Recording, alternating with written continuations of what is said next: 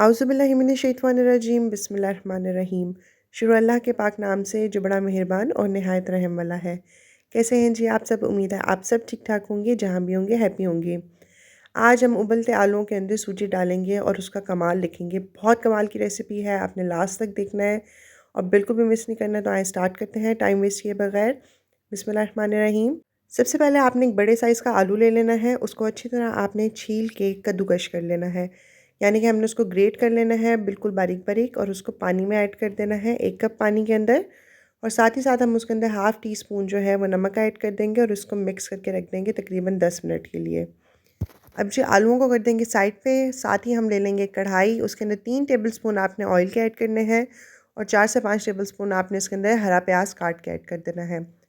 यहाँ पे हम आलूओं की जो है अच्छे से मसाला रेडी कर लेंगे। ये बहुत कमाल की रेसिपी है, बहुत इजी है और इंशाल्लाह जब आप इसको ट्राई करेंगे तो यकीन करें आप मुझे दोबारा कमेंट करके कहेंगे कि ये बहुत कमाल की रेसिपी है। प्याज़ों को हल्का सा सौते करने के बाद हम इसके अंदर हाफ़ टी स्पून नमक ऐड कर देंगे हस्ब ज़ायक़ा। हाफ़ टी स्पून हम इसके अंदर लाल मिर्च पाउडर ऐड कर देंगे। हाफ़ टी स्पून हम इसके अंदर सूखा धनिया पाउडर ऐड कर देंगे और हाफ़ टी स्पून हम इसके अंदर हल्दी पाउडर ऐड कर देंगे। हाफ़ टी स्पून हम इसके अंदर गार्लिक पाउडर ऐड कर देंगे और अब इन सब मसालों को हम अच्छे से मिक्स कर लेंगे। नमक और मिर्च आप हस्ब ज़ायक़ा ले सकते हैं, जितने भी आप लेना चाहें, कम या ज़्यादा। बस हमें इतने ही मसाले चाहिए। अब हम इसको अच्छे से मिक्स कर लेंगे। ये बहुत कमाल की रेसिपी है, बहुत ज़बरदस्त स्नैक है। आप इसको इफ्तार में ज़रूर बनाइएगा, इंशाल्लाह आपको बहुत ज़्यादा पसंद आएगा। उसको अच्छे से मिक्स करने के बाद आपने इसके अंदर तकरीबन 2 कप पानी भर के ऐड कर देना है और अब हम एक उबाल आने तक वेट करेंगे कि पानी में अच्छे से उबाल आ जाए।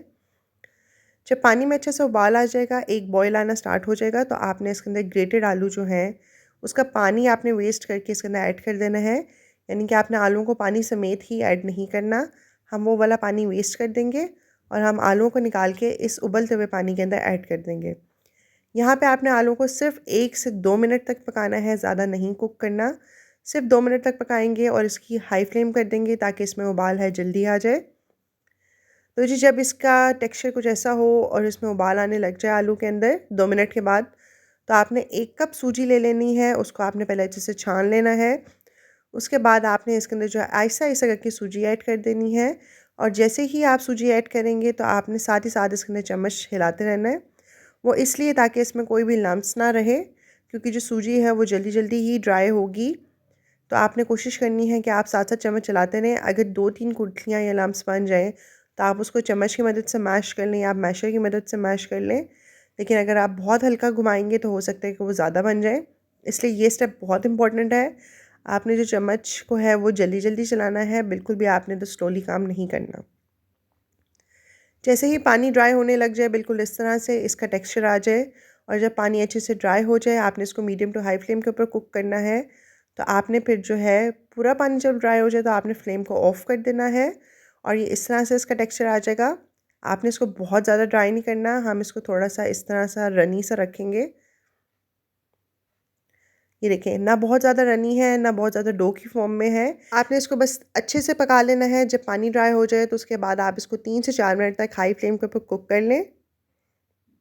बिल्कुल इस तरह से इसका टेक्सचर आ जाएगा और उसके बाद आपने फ्लेम को ऑफ़ कर देना है और साथ ही साथ आपने कोई भी बेकिंग ट्रे या फिर कोई भी सिंपल ट्रे ले लेना है, आपके घर में जो भी अवेलेबल हो।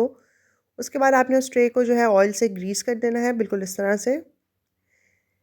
ग्रीस हम इसलिए करेंगे ताकि जो बैटर है वो ना चिपके और जो वो है जल्दी से ठंडा हो जाए, ताकि हम इसकी जल्दी से कबाब रेडी कर लें। तो आपने थोड़ा-थोड़ा बैटर लेना है और उसको इस तरह से स्पैचुला की मदद से आपने जो है वो हल्का-हल्का सा प्रेस करते रहना है, बिल्कुल इस तरह से। इससे ये होगा कि इसमें जितना भी मॉइस्चर होगा वो जल्दी से ख़त्म हो जाएगा और ये ड्राई भी जल्दी हो जाएगा और ये ठंडा भी हो जाएगा और हमें जो भी इसका स्नैक रेडी करना है वो हम जल्दी से फटाफट कर सकते हैं। तो इस वाले स्टेप से जो है आपका टाइम बहुत कम लगेगा और काम भी आसान हो जाएगा। वरना आप अगर उसी में ठंडा करना चाहें तो कर सकते हैं, लेकिन मैं आपको रिकमेंड करूँगी कि आप इस तरह ठंडा करें। इससे इसमें जितना भी मॉइस्चर होगा, नमी होगी, सब ख़त्म हो जाएगा और ये बहुत ही ज़्यादा मज़े का स्नैक बन के रेडी होगा। आप बिलीव करें, ये बहुत अच्छा स्नैक है, आप इसको ज़रूर ट्राई कीजिएगा। तो जी आपने इसको 15 से 20 मिनट तक रेस्ट दे देना है, बिल्कुल नॉर्मल कहीं भी किचन में रख दें, कहीं भी रख दें, फ्रिज में मत रखिएगा आप इसको। ये खुद ही ठंडा हो जाएगा। उसके बाद आपने हाथों को अच्छे से ग्रीस कर लेना है ऑयल से। और आपने इसको इस तरह से गोल गोल घुमा लेना है और आपने इसको कबाब की शेप दे देनी है। यहाँ पे हम इसको इस तरह से भी शेप दे सकते हैं, लेकिन इसमें यहाँ पे ये है कि जब आप इसको इस तरह की शेप देंगे तो आपको इसको डीप फ्राई करना पड़ेगा। तो हम जो है डीप फ्राई से थोड़ा सा बचेंगे और मैं आपको बताऊंगी कि हम इसको किस तरह से कम ऑयल के अंदर फ्राई कर सकते हैं।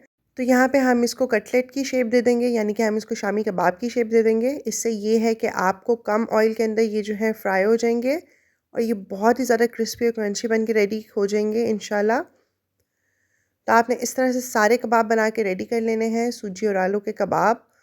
तो जब आपको जितने भी कबाब फ्राई करने हो उस टाइम पे आप उनको फ्राई कर लें और बाकी जो रह जाएँ रिमेनिंग रह जाएँ तो आप उसको ज़िप लॉक बैग के अंदर ऐड करके फ्रीज़ कर सकते हैं। ये बहुत इजी रेसिपी है, आप इसको रमज़ान में बना के रख लें और आप जब चाहे इफ्तार में निकाल के इसको फ्राई करें, इसको खाएँ और इसको एंजॉय करें। तो जी यहाँ पे मैंने पैन के अंदर ऑयल ले लिया है। जब ऑयल अच्छे से गर्म हो जाए तो आप इसको ऐड कर दें। सबसे पहले आप इसको मीडियम फ्लेम पे कुक होने दें। जैसे ही ये मीडियम फ्लेम पे अच्छे से कुक होने लग जाए दोनों साइड से, आपने इसको 3-3 मिनट के लिए कुक करना है। तो जब ये अच्छे से 6 मिनट तक कुक हो जाए दोनों साइड से, तो आपने इसको हाई फ्लेम करके 2 मिनट तक अच्छे से कलर दे देना है, कुक कर लेना है। उसके बाद ये इंशाल्लाह इतने ज़्यादा क्रिस्पी बनेंगे कि आपको मज़ा आ जाएगा। इनफैक्ट आप ये कबाब खाने के बाद सारे कबाब भूल जाएंगे। ना ही इसमें आपको किसी भी ब्रेड क्रम्ब की कोटिंग की ज़रूरत है, ना ही अंडे की, किसी भी चीज़ की ज़रूरत नहीं है। ये सिंपल कबाब बन के रेडी हो जाएंगे।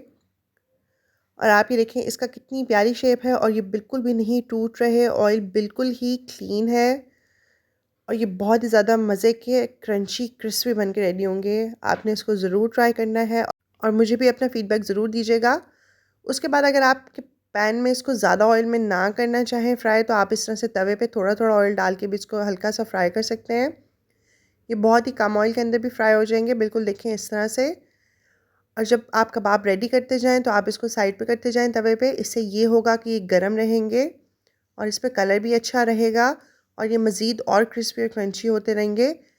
ज़्यादा देर भी मत रखिएगा, इसका मतलब ये नहीं है कि आप रख के भूल जाएं और ये जल जाएं। साथ साथ आप इस साइड वाले कबाब्स की भी साइड जो है वो चेंज करवाते जाइएगा और आप इस तरह से मिड में भी बनाते जाइएगा। आप देखें इसमें मैंने कितना कम ऑयल यूज़ किया है, ये इजीली इस तरह से भी बन जाएंगे। और ये देखें अल्हम्दुलिल्लाह अल्हम्दुलिल्लाह बहुत ही प्यारा कलर आया है। और आप इसका क्रिस्प चेक करें, ये बिल्कुल भी नहीं खुल रहे ना टूट रहे हैं। ये मस्ट ट्राई रेसिपी है, आप इसको ज़रूर ट्राई करें, इंशाल्लाह आपको बहुत ज़्यादा पसंद आएगी और आपके रमज़ान की इफ्तारी में 4 चाँद लग जाएंगे। अगर आपको मेरी वीडियो पसंद आ रही है तो आप मेरे चैनल को जल्दी से सब्सक्राइब कर दीजिए, मेरे चैनल को सपोर्ट करें। इस वीडियो को ज़्यादा से ज़्यादा लोगों के साथ शेयर करें, इस वीडियो पे कमेंट करें, इसको लाइक करें। अल्लाह ताला हम सब के दस्तरखान में बरकतें डालें, हम सबको अपनी अमान में रखें। अपना बहुत ज़्यादा ख्याल रखिएगा और मुझे अपनी दुआओं में याद रखिएगा। अल्लाह हाफ़िज़।